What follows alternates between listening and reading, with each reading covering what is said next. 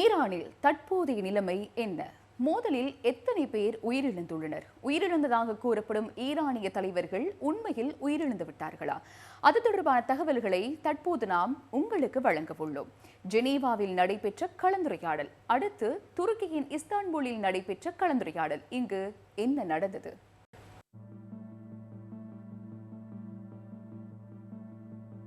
நேற்றிரவு கோம் நகரில் மேற்கொள்ளப்பட்ட இஸ்ரேலிய வான்வெளி தாக்குதலில் ஈரானின் குட்ஸ் படையின் பலஸ்தீன படைப்பிரிவின் கட்டளை தளபதி சயித் இசாதி உயிரிழந்துள்ளதாக சர்வதேச ஊடகங்கள் இன்று செய்தி வெளியிட்டுள்ளன.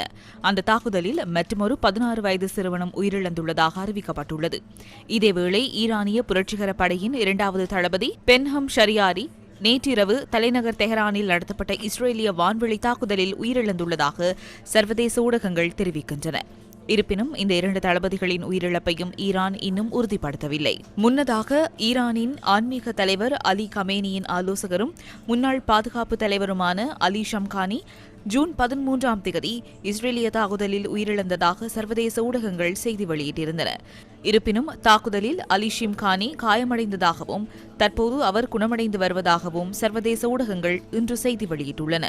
காயங்களுடன் உயிர் பிழைத்ததாகவும் ஈரானுக்கு அர்ப்பணிப்புடன் தொடர்ந்தும் சேவை செய்து வருவதாகவும் இன்று காலை ஷம்கானியின் எக்ஸ் கணக்கில் பதிவிடப்பட்டிருந்தது. மோதல் ஆரம்பமான நாள் முதல் இதுவரையில் ஈரானில் 430 பேர் உயிரிழந்துள்ளதாக ஈரானிய ஊடகங்கள் இன்று செய்தி வெளியிட்டுள்ளன. மோதல்களில் 3500 ஈரானியர்கள் காயமடைந்துள்ளதாக ஈரானிய சுகாதார அதிகாரிகளை மேற்கோள் காட்டி செய்தி வெளியிடப்பட்டுள்ளது. இருப்பினும் மோதல்களினால் ஈரானில் 657 பேர் உயிரிழந்துள்ளதாக சில மனித உரிமை அமைப்புகள் தெரிவித்துள்ளன. இதேவேளை ஈரானின் இஸ்ஃபஹான் நகரிலும் வெடிப்புச் சம்பவம் ஒன்று பதிவாகியுள்ளது. ஈரானின் மிகப்பெரிய அணு ஆராய்ச்சி வளாகமான இஸ்ஃபஹான் அணு தொழில்நுட்ப மையமும் இந்த நகரத்திலேயே உள்ளது.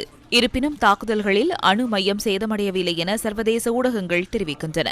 இஸ்ரேல் ஈரானிய மோதலில் அமெரிக்காவின் ஈடுபாடு குறித்த தனது முடிவை ஜனாதிபதி டொனால்ட் ட்ரம்ப் 2 வாரங்களுக்குள் அறிவிப்பார் என வெள்ளை மாளிகை நேற்று அறிவித்திருந்தது. இதற்கு ஈரான் வழங்கியுள்ள பதில் என்ன?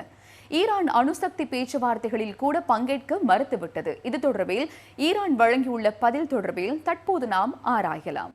இஸ்ரேல் ஈரான் மோதலில் அமெரிக்காவின் தலையீடு மிகவும் ஆபத்தானது என ஈரானின் வெளிவிவகார அமைச்சர் கூறியுள்ளார்.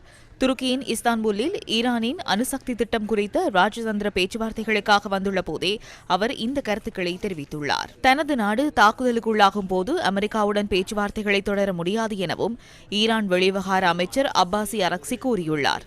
தாக்குதல்கள் நிறுத்தப்படும் வரை அணுசக்தி பேச்சுவார்த்தைகளில் பங்கேற்க முடியாது என ஈரானும் மறுப்பு தெரிவித்துள்ளது.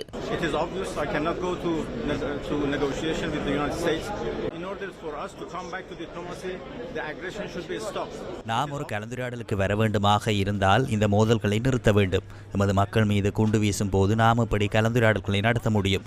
அமெரிக்கா ஆரம்பத்திலிருந்தே இந்த பிரச்சனையில் ஈடுபட்டுள்ளது என்பது எங்களுக்கு தெரியும். இதில் அவர்கள் ஈடுபடவில்லை என்று அமெரிக்கா எவ்வளவு கூறினாலும் முதல் நாளிலிருந்தே அவர்கள் இதில் ஈடுபட்டுள்ளனர். அமெரிக்கா இதில் ஈடுபடப் போவதாக அறிகின்றோம். அமெரிக்கா இதில் ஈடுபட்டால் நிலைமை இன்னும் மோசமாகிவிடும்.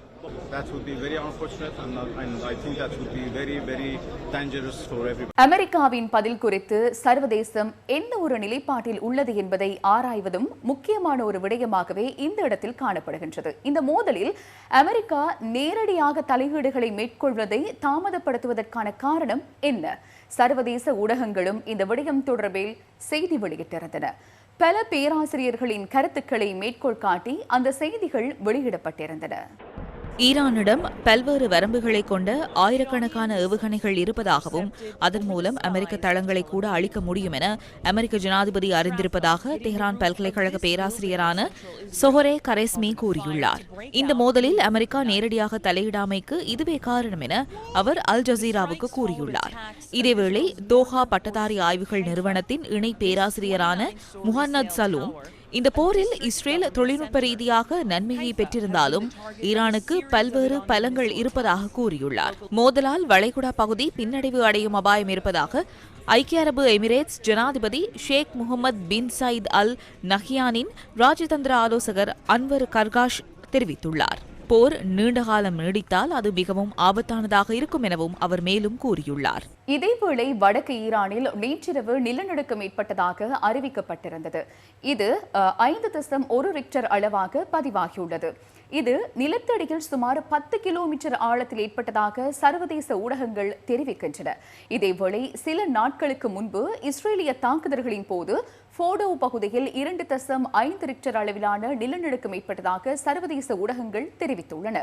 இந்த நிலநடுக்கங்களுக்கும் அணுமின் நிலையங்களுக்கும் இடையில் தொடர்பு உள்ளதா என இந்தியா டுடே மற்றும் நியூயார்க் டைம்ஸ் என்பன கேள்வி எழுப்பியுள்ளன. இதற்கிடையில் ரஷ்ய ஜனாதிபதி விளாடிமிர் புட்டினும் தகவல் ஒன்றை வெளியிட்டிருக்கின்றார். ரஷ்யா ஈரானுடன் தொடர்ந்து உறவுகளை பேணும் என அவர் கூறியிருக்கின்றார். சமாதானத்துக்காக தமது திட்டங்கள் இஸ்ரேல் மற்றும் ஈரானுடன் பகிர்ந்து கொள்ளப்பட்டுள்ளதாகவும் அவர் கூறியுள்ளார்.